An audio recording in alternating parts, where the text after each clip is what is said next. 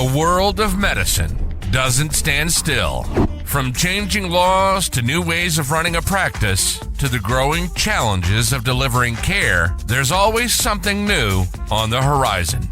Welcome to On Call with MSMA. Each episode, Mississippi physicians share insights on the business of medicine and the outside forces shaping how it's practiced. From marketing and management to taxes, technology, and patient access, we're covering it all. Because staying informed means staying ahead. And together, we're building a stronger voice for Mississippi medicine. This is On Call with MSMA. Welcome to the Physicians Lounge, a podcast by the Mississippi State Medical Association that highlights the voices and initiatives shaping the future of patient care.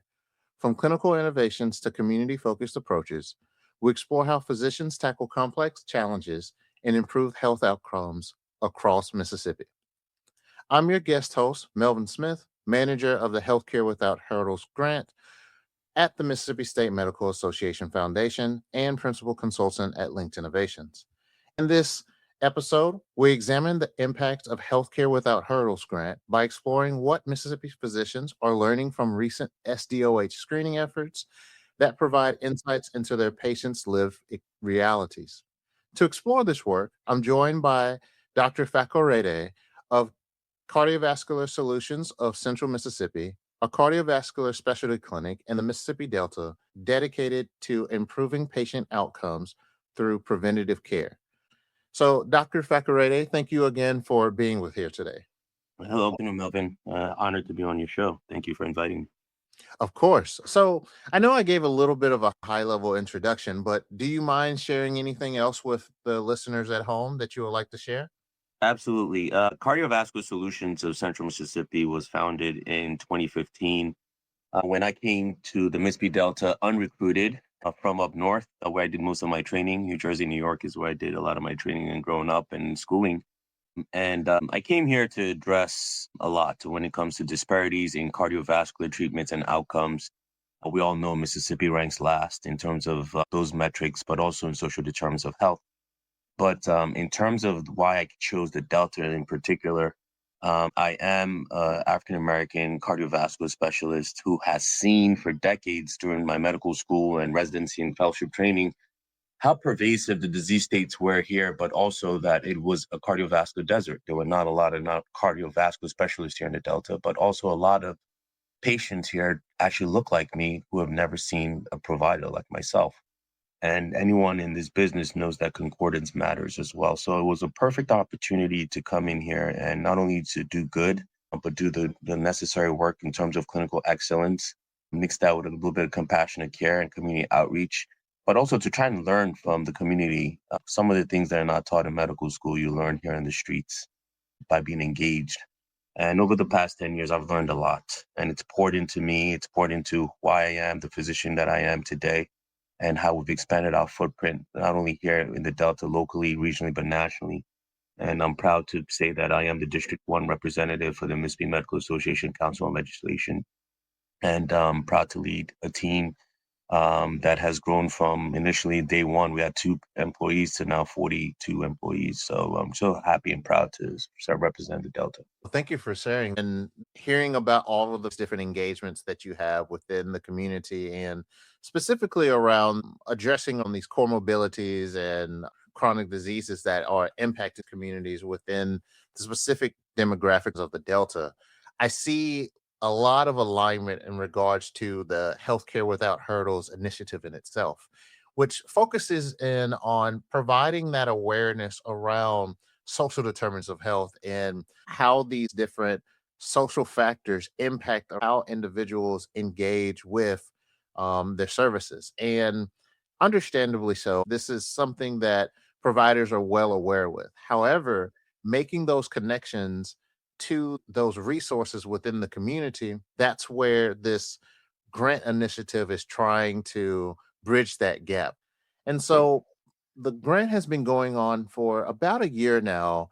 If you could share a little bit around that background of what prompted your practice to participate in this initiative And what did understanding the social needs typically look like identifying within your practice? It provided an excellent platform for us because anyone who knows our story and things that I always talked about access versus innovation, the cardiovascular deserts, the social determinants of health and preventable cardiovascular disease states. In my case, extra focus on amputations because that's a skill set that I have in terms of limb preservation and how trust, transportation, food insecurity, and delayed diagnosis are things that you cannot manage if you don't detect. And it becomes powerful because we connect social determinants of health. And for those who are just new to the podcast, and those non-medical conditions and environments in which we are born, live, work, worship, learn, and age. And these directly influence our health outcomes, quality of life, and life expectancy. And so when we talk about all the worst metrics here in Mississippi, it's very important to understand that it's all derives from addressing 80% of the problem, which is social determinants of health. And so it is a cardiovascular risk infrastructure issue. I tell people that the clinical excellence alone cannot overcome things like the transportation, medical deserts, food insecurity, and delayed access. And some of my teammates who don't live in the Delta always ask why patients present late. And I always retort and say, well, the better question is what barriers made their early presentation impossible? Or why do we have to separate their food insecurity and financial instability from other upstream drivers? And so in the Delta, many of our patients are basically just structurally overwhelmed. And so we see the consequences of delayed care every day. I realized many years ago that many of the complications we treat, either heart failure, heart attack, strokes, or amputations, or advanced peripheral arterial disease in patients who have diabetes, high blood pressure, high cholesterol, nicotine use, are not simply medical problems. They are often the downstream effects of what we call social barriers that I've mentioned earlier that prevent patients from accessing timely care. So whoever comes to serve in these communities where access to transportation or finances or food insecurity is common, access to specialty care, you'll realize, requires them to travel long distances. For instance, more than over 17 million or close to 17 million Black Americans live in counties with limited or no access to cardiology specialists in America. But here in the Delta, most of our patients travel 80 miles. So there's a pipeline shortage that leads to patient care gaps. And Mississippi is one of the states with both the highest number of cardiology deserts and also a sizable Black population. And so 68 out of the 82 counties that we have, which are 83%, do not have access to cardiologists. So participating in the Healthcare Without Hurdles initiative allows our practice to move from assumptions to measurable insight. It gives us a structured lens to identify what barriers affect our patients before the barriers become medical crises. And as we'll talk about as to some of the findings and what we can pivot to, those things have been some of the strongest strategic angles that I think one could actually hope for in all of this. So it's been a blessing to be part of it, but it's also uncovered what we've suspected from day one. I really appreciate that, and a really great pivot to talk a little bit about the findings. I know in this first initial data, we found that about a quarter of individuals reported having issues with food insecurity. So, from your perspective as a cardiovascular disease specialist and looking at amputation prevention, how does food insecurity inform some of the conversations that you had within your practice as a use case? Clinical excellence cannot overcome the structural barriers. So, for instance, every 30 seconds in the world, a limb is lost due to diabetes and peripheral arterial disease, which is a condition where the narrowing of blood vessels in your lower extremities leads to poor circulation and eventually a non-healing wound and ulcer. And unfortunately, most people, predominantly those who are minorities or who are poor, are offered an amputation first strategy rather than a limb preserving strategy.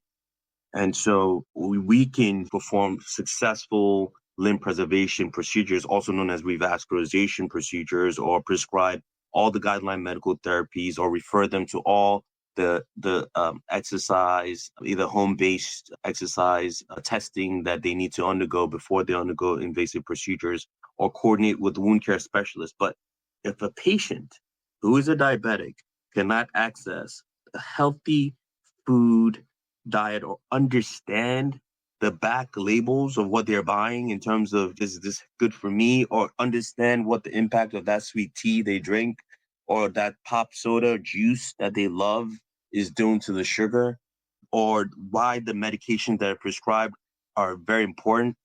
And if they cannot afford those medications because either they're uninsured, underinsured, or just lack of funding financially in terms of financial instability, which is another finding that we saw in about 30% of our patients, they cannot reliable get to follow up with my appointment with great outcomes. They've just become that rat in the cogwheel that runs around and just basically in circles, because one time their sugar is high, you try and fix them, and then in the next 3 months, they're back to square one. And so food insecurity is not just a social issue, it's a major clinical driver that we've seen of disease progression, diabetes progression, poor circulation progression in terms of PAD progression, chronic wound progression, kidney. This is a big dialysis hub. And don't forget, the number one driver for that is the diabetes and hypertension, which are also risk factors for amputations and heart failures. And so many of these patients, the challenge is not simply just making better choices. In reality, is what are their access to grocery stores? What does poverty play in that? What do the costs of medications and transportation barriers to access their medications play? And is processed foods, do they understand what that means? Do they understand high sodium meals? Do they understand inexpensive carbs and the impact? Do they understand the convenience store diets that and inconsistent meal patterns and the impact on worsening their neuropathy, which can lead to them not feeling insensate or not having feelings underneath their feet? Therefore, they walk barefooted and can stub your toe, get a wound, get an ulcer, and then get an amputation. All these things increase their infection risk and accelerates their disease progression. And so they can't heal their ulcer, and it delays their care. And ultimately, they cannot come and see their limb preservation specialist, and they end up in the emergency room with that complication. And the worst statistic with that is once they undergo a major amputation, especially if they're diabetic, which is above the ankle amputation, 80% of those patients will die within a 5-year period. So it becomes a limb, livelihood, and ultimate a death sentence in terms of an impact that this has on these patients. So, just to kind of scenario plan around some of these approaches that can be taken towards addressing some of these disparities. To your point earlier, you can have the excellence. However, if there are those barriers, it makes it challenging to make those perfect connections. And so, with the healthcare without hurdles, connections with the different food pantries within the area, how do you see those conversations happening between your provider team and some of the patient population, and understand that there has to be a rapport that's built to be able to share that vulnerability of that access issue? And if that rapport is there, then providing the solution, and then also ensuring that the individual is choosing the right foods. Exactly.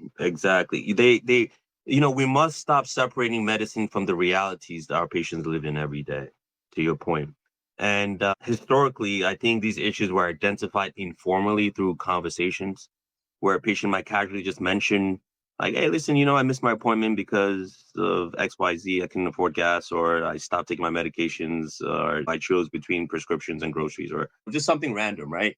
And the challenge is that many patients don't really openly volunteer these struggles and the depth of the struggles unless trust has already been established. So without a structured screening, as we've learned now with the Healthcare Without Hurdles initiative, without structured screening, social needs can remain invincible until they directly affect outcomes. And the initiative helped normalize these conversations between our providers and the patients, and created a framework to see how we can identify needs earlier, but also more consistently, right?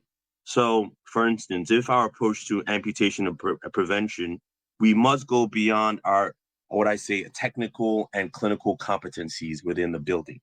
And what does that mean? It means it requires meeting patients truly where they are, understanding the realities of what they live like every day, what the realities of rural poverty looks like, and then coordinating with the multidisciplinary team what a support structure should look like, and building trust while you're doing this within that community. So we emphasize things like, okay, listen, know your numbers, knowing your sugar levels, understanding, things that contribute to that, know what type of diets are favorable versus not, and working on that literacy aspect, that, nutrition literacy aspect. There's healthcare literacy, there's nutritional literacy, there's all different types of literacy that our patients have to undergo. And emphasize that, while you're doing this, you need to be screened early on. You have to make sure that you have access to diagnostic care and rapid referral pathways when you need that. And that's also important. Do not wait for your patient to fall off the cliff before you start referring them. Let them, as soon as you notice that they are at risk, they need to be referred. And then how do you coordinate that care or multidisciplinary approach to this patient, and then communicate with those referral beds or referral pathways? And then the practicality of everything you do is visual presentation, physical, in person, or practical education that's tailored to their health literacy levels. I'm very keen on that because that's something that a lot of providers just come in and type up stuff and just think that everyone is at their literacy level and just post it or send it to patients in a pamphlet form. Well, you'll be surprised. Most of your patients walk in and cannot even read what you just presented. I think for us, it's trying to really make sure that our community navigators and community leaders and trusted local partnerships and culturally competent education teammates understand that because patients trust relationships before they trust systems, you have to make sure that relationship is intact and is solid before you start building some kind of a system and where you can turn your regional data into clinical insight, which is basically what we've tried to do here. I appreciate what you shared around cultural competency or communication. Mississippi State Extension has the Agricultural Family Friendly Training Designation, or AFTD for short, which is a online self-paced continuing education training platform that's will be available until the end of June of 2026 for physician providers working with populations in rural or agricultural spaces, building cultural competency around how their day-to-day engagement for their work life influences their health and those invisible factors that go unseen. What's really important is communication, having humble inquiry, actively listen within conversations to build rapport, to give insights that connect to resources. So, to your point, it's not only being academically, medically educated, but also being culturally aware and educated around how you communicate to individuals so that you can make those connections to serve that population.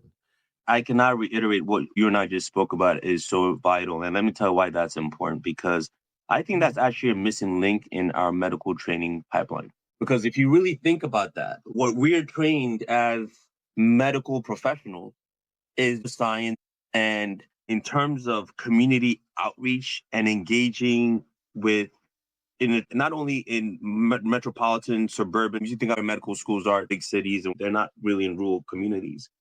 And so there's nothing like a pipeline or educational platform where you can really hone in on continuing your education and training in a crucial environment where you need to confront these frontline teams in terms of not only resource navigation, multidisciplinary coordination, but communicating and ability to connect with patients and clinicians in rural support systems in real time. That is not a course in medical school. So we are expected to have people like a Dr. Fakurede now come to a rural community 10 years ago and just be able to go. It doesn't work that way. Not just here in Mississippi, but across the board. I think we're doing a good job here, where we invite medical students from across the spectrum to spend time in these rural communities during their training and engage with these populations. I think it goes a long way in terms of eventually helping recruit, but also retain future physicians. Communication is the foundation, and it's often the difference between healing and hospitalization, or limb salvage and amputation, or heart failure prevention versus recurrent heart failure admissions, or that preventative heart attack or stroke. But also adherence and disengagement, which you and I know is a chronic ailment in our medical community. So We need to speak in understandable but also culturally relative terms and explain the disease processes clearly and understand why following up matters and building trust over time and listening to the realities our patients face every day is very key to bridging the gaps and disparities in treatments and in outcomes.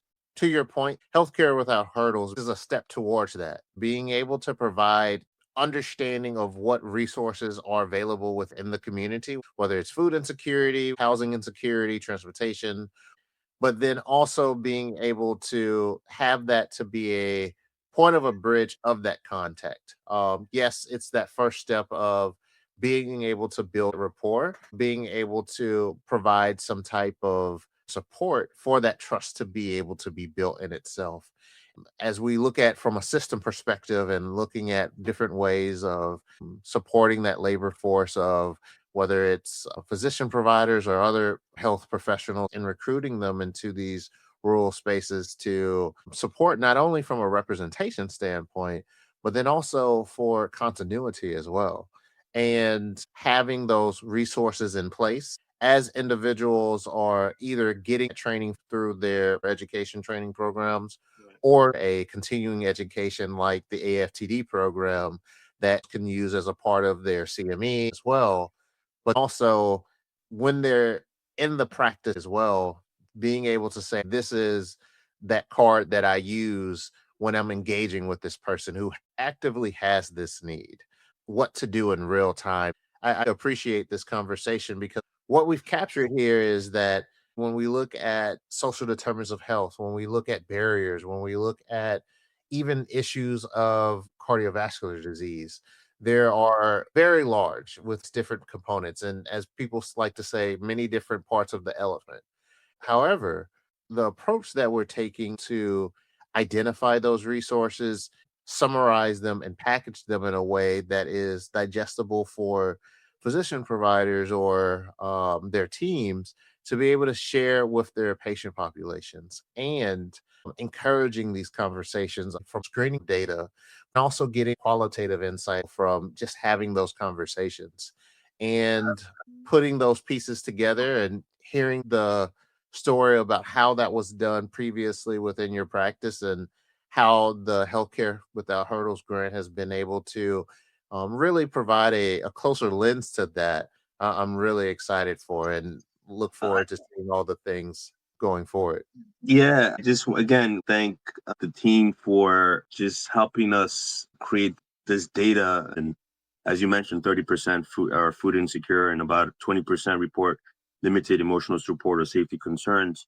This work is foundational to improving outcomes. And if we want to reduce whatever the metric is, in my case, amputations or heart failure or strokes or heart attacks or just mortality, we must address those upstream barriers and we have to make sure that we are keen on addressing the areas that rural continuing education platforms should include.